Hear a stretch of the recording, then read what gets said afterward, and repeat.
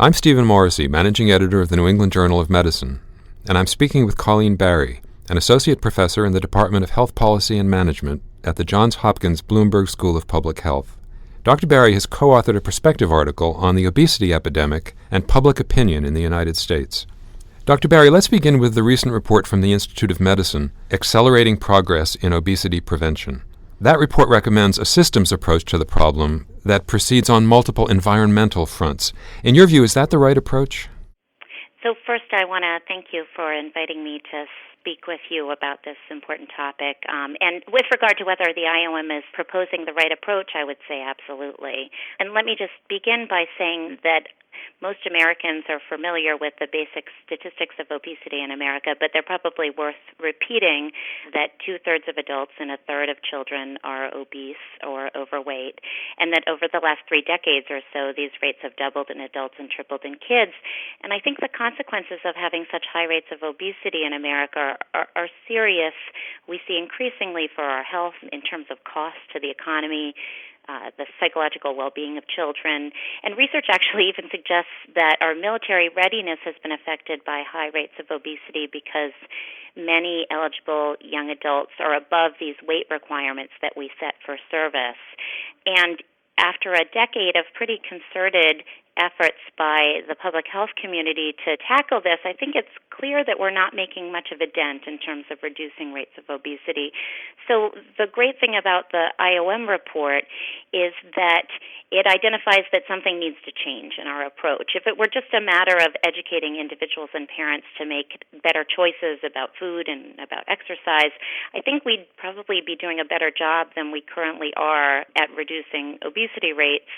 And what the report does is different from what we typically see in discourse about obesity. That is, it presents us with a much broader view that the epidemic has been driven by this complex set of changing factors that have affected our schools, our workplaces, our communities, our media, importantly our food and beverage systems, and that meaningful change will only be possible if we all take some responsibility for solving the problem. And I think this notion of joint responsibility is really at the heart of the IOM's report.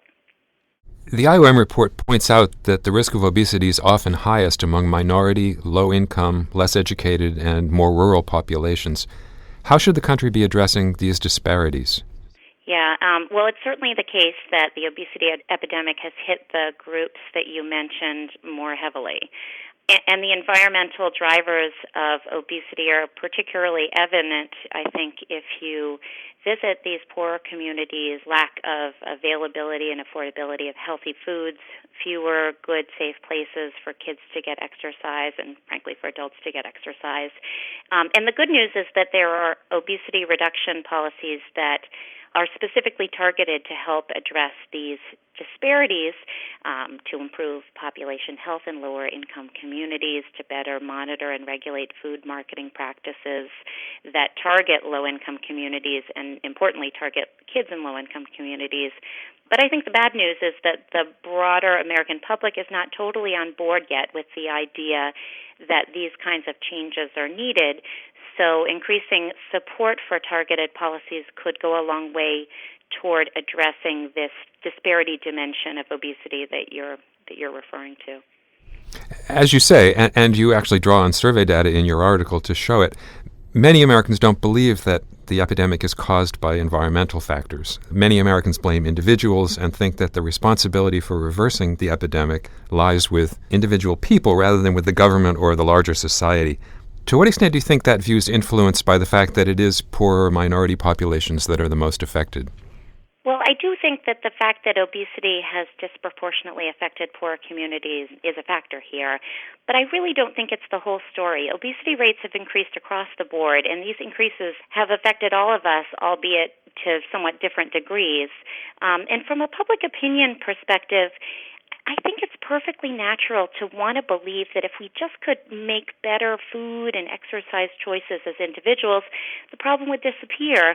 It's not too complicated a concept, but there's this psychological principle that is pretty well established called the fundamental attribution error, and that is that when bad things happen to us, to me, we tend to blame the situation or the environment that we're in. But when bad things happen to other people, we blame them, that they're just making bad choices. And there's a concern that it would be exacerbated by cues that emphasize differences among us, differences by race, differences by income. It's easier to stigmatize people if we rationalize to ourselves that they're different. And here's where implementing obesity prevention with attention to the potential for unintended consequences, I think, is particularly critical. And the IOM report really took this concern on directly. If obesity prevention efforts result in increasing blame and stigma directed toward poor and minority communities, then we're creating a problem, as far as I'm concerned, rather than solving one. Similarly, if obesity prevention efforts result in penalizing obese people for something that may at least be partially outside their control, then we're making the problem worse rather than solving it. And it's not just because it's bad to make people feel bad about themselves, which it certainly is, but because research suggests that people who experience stigma and discrimination have a harder time losing weight. To carry this a step further, the data you present show that more politically conservative Americans are more likely to believe the individual responsibility argument rather than the environmental argument. So more broadly, to what extent have politics gotten in the way of implementing an effective program to combat obesity? So this is a great question, and I think the question of politics and political ideology is extremely relevant here. Over the last 10 years, obesity has been catapulted onto the public agenda. 10 years ago, when the Surgeon General's report came out in 2001, there was much less attention to this issue. And data suggests that early on, the obesity issue was not heavily politicized. And I think this has changed over time with the introduction of some more ideologically charged obesity prevention policies, such as taxes on sugary drinks and other policies that target the food and beverage industry, which elicit very different levels of support by ideology. But I think it's also worth noting that if you look at the data that we presented in our perspective article, all individuals, conservatives, moderates, liberals alike, attribute an equally high and very high level of responsibility for solving the problem of obesity to individuals and parents in particular. That said, as with many other health policy issues, public views about different obesity prevention policies are often related to their views about the role of government, which, as we see in a very daily way, is dependent on an individual's ideological worldview. So yes, I do think that politics complicate obesity prevention efforts. In answer, you recommend better communication strategies to educate the public about the evidence on contributors to rising obesity rates. Who do you think should be doing that communicating, and what should it entail? Well, the IOM tells us that many different groups should be involved in changing communication, and the messages we hear about exercise and food and nutrition, private business, nonprofits, the government itself, and it should include social marketing, food and beverage marketing, product labeling, nutritional education. And more broadly, beyond sort of the recommendations of the IOM, we know that public communication strategies are most effective when they generate widespread levels of exposure that come from many different sources. And one thing that we haven't discussed yet that is relevant is that the IOM report was released in conjunction with a special 4-part documentary by HBO. And this documentary, I thought, was extremely well done in the way it portrayed individuals struggling with their weight in a positive, non-stigmatizing light, in the way that it showed what it's like for poor children living in low-resource neighborhoods to grow up without playgrounds, without grocery stores, and bombarded by aggressive marketing of products with really little or no nutritional value. And I think this is exactly the kind of non-traditional partnership that can be really helpful in changing the way that the public thinks about obesity. I think messages coming only from the government are likely to be viewed with some suspicion by the public given anti-government views. So finding other trusted sources to discuss obesity prevention messages is essential. Community groups, churches, doctors, nurses, getting this conversation going with our friends and our social networks. And something like the HBO special can help prompt these kinds of conversations, I think. I'm imagining that just as it takes a long, sustained effort for a person to lose weight and keep it off, it's going to take a long, sustained effort at the population level to turn this epidemic around.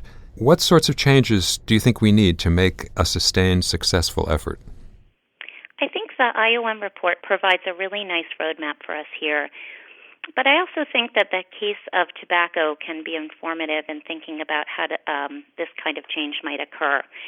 For tobacco, we began to see a recognition of the problem in the late 1950s, early 60s, and then slowly over a period of about 30 years, the social climate around smoking began to shift from thinking about smoking as a habit to an addiction, from notions of free choice to increasing views related to the heavy influence by cigarette marketing, particularly targeted at children. And then states got involved and began to experiment with policies that would make real changes to the environment, taxes to raise the cost of cigarettes, rules prohibiting smoking indoors, restrictions on marketing, and most recently we see this idea of large graphic warning labels. And we've seen dramatic declines in cigarette smoking over this period, slow, steady, but meaningful, I think, in terms of lives saved. And this analogy between cigarettes and unhealthy food and drinks is certainly not perfect, but I think it's helpful in suggesting that this process will take time, but we already see states and cities are beginning to experiment with policies aimed at creating healthier environments to reduce obesity. Of course, some will work and some won't work, but we'll learn about which ones are effective through this process and which ones we might want to implement in other regions. And I think all of this will be critical to changing the culture around how we think about obesity. As you know, Michael Bloomberg, the mayor of New York, has proposed a ban on sugar-sweetened beverages in sizes larger than 16 ounces. That has created quite a lot of controversy nationwide. Do you think that it represents a way that we should be moving? So that's a great question. And in my view, what Mayor Bloomberg has proposed in New York, that is banning these big gulp products that you see everywhere, is very much in the spirit of the IOM report's call for big and bold changes, frankly. And I understand that people don't like being told what they can and can't buy, but I think that the fact that children and adolescents are major consumers of these products, that they have no redeeming nutritional value, and that they're one of, we see increasingly in the evidence, one of the single largest drivers of obesity, means that we have some latitude here to make changes in how these beverages are marketed and sold. And I think the mayor gets credit for trying to think creatively about how to try to do something that will make a meaningful difference given this increasing evidence that trying to make small changes at the margin aren't really getting us where we need to be. And I think the reality is that he's getting roughed over about it by the beverage companies who, for good reason, have a lot at stake in terms of protecting company profits. So we'll have to wait and see what happens. The IOM report envisions a future in which obesity prevention is integrated into the fabric of schools, workplaces, doctors' offices, outdoor environments, stores, restaurants, much as you described the history of tobacco control. How realistic do you think that IOM vision is, and what do you see as the first steps to get us there? Well, I certainly think the IOM vision is achievable, but I do think that some very fundamental changes are going to have to occur to get us from here to there. And in terms of first steps, I think the main goal for me and my colleagues in writing this perspective was to emphasize that understanding public opinion on obesity is a precursor to coming up with strategies for shifting how the public thinks about this issue. And for me, one primary takeaway from the perspective is that simply making the public aware of the public health crisis around obesity is not necessarily going to be enough to motivate big change. I think frequently we think that if people just understood that this is a huge problem, that would be enough to get individuals and institutions to make pretty fundamental changes. But I think it's true that again and again we see that this isn't the case in the context of important public health and public policy debates. In the perspective, we mentioned climate change as an example of this, but there are many other social problems one could point to that have this characteristic of an increasing and significant level of attention and awareness of the problem in the absence of significant change at the policy level. And I think sometimes greater attention to a problem can actually inhibit change to the extent that it leads to greater political polarization, as we see and we've discussed some signs of in the context of obesity. Thank you, Dr. Barry. My pleasure. Thank you for giving me the chance to chat with you about this today.